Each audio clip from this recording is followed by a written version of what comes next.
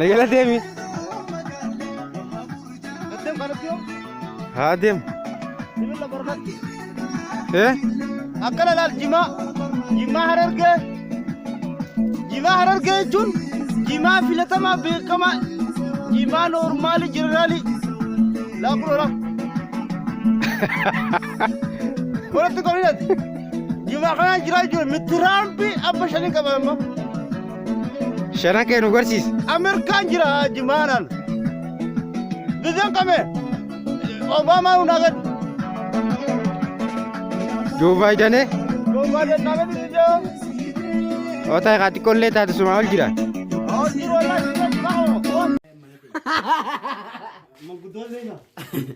Manguddoo deemee mooyyee Manguddoon abbaa qayyee miti. buraati jira.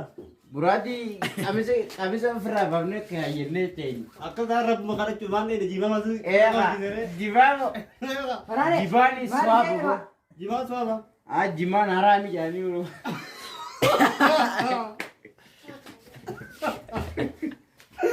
Jiibama raami. Oke jira jiibama raami. Wanti beekti dubbii qabdaamoo. Egaa margina biraami ni jirti. Qabisa kaayyannee qabisa. Amanaatu yoo fuute akka hin bulfattame. Yoo fuute. Akka nama bulfattame. Akka mataa keetti bulfatte. Akka mataa keetti deera dhiiftee booroo guutte. Akka mataa keetti. Akka hin bulfattaa hin jenne. Akka hin bulfata. Godhuma malee akka itti bulfatame. Maal gooti? Bultiin sanuma. Bultiin sanuma. Bultiin boqorraa. Jaakata rafu. Jaafata gabbaraadha. Jaakata iyyaa qabbadaa dawaa itti jala seettira. Wanta ati ilma bakka takka tokko bicha ija fuuta ko. Guyyaa hojjaa siifte. Nama simu. Nalage kaban bichasu. Bichasu. Abbaan keeddalle. Aayyoon teeddalle. Obboleetti teeddiibiti. Mana sanii mana namaati mana keessatti. Fira keenya. Rabbiin nabichisiise qaarkeetiin jira.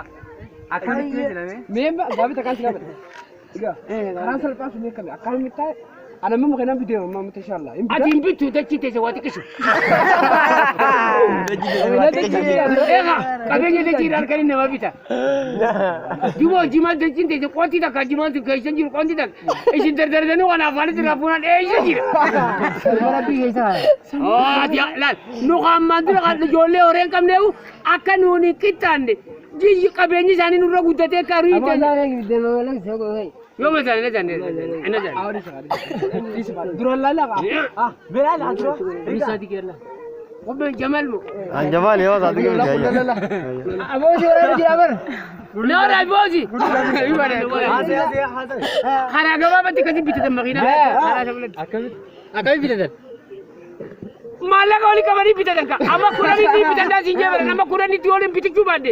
Intala. Duwwaa sagal 13 sagaltam 65. Obboleessa koo anis yoo na barbaadde faamiyaa mitiin jaama. Iddoon irratti kiyyaa fasiisaa irratti amaluu. Yuunivarsiitii karaa Diillaa yuunivarsiitii uummata kibbaa keessatti deemu deema waan san ta'eefu lakkoofsa kiyyaa kan barbaaddan illee saayiban kiyyaaf akka wal beenu fi kan wal beenu akka na baruu barbaaddan bilbila kiyyaa 09 92 17 78 76 kan irratti yoo na dawwaltan na harkachuu dandeessan. Dabsi.